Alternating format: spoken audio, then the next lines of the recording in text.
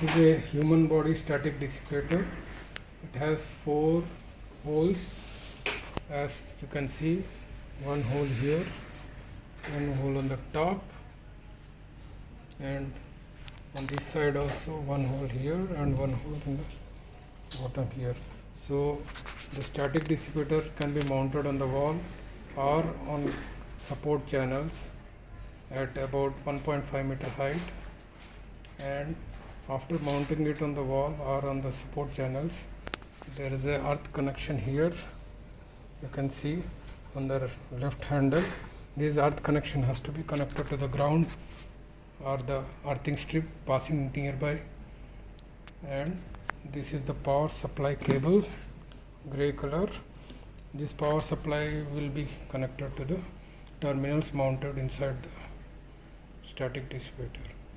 It has a on-off selector switch, as you can see, for power supply on-off, and a display for displaying the status of human body charge. First, the power supply has to be switched on.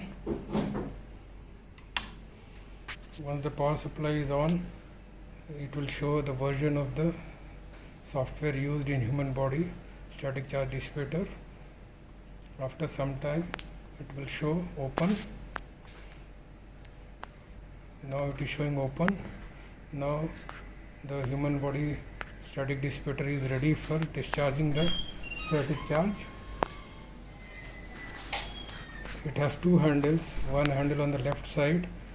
Once we hold the left handle, then the static charge on the human body will get discharged.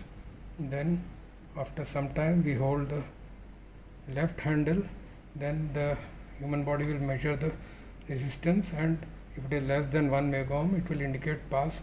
In this case it is less than 1 megohm, so it indicating pass. And after that the human body charge is dissipated and it is showing pass, so the person can move on, and after that it will show open. Then the next person can come and again he can carry on the static discharge process. Thank you.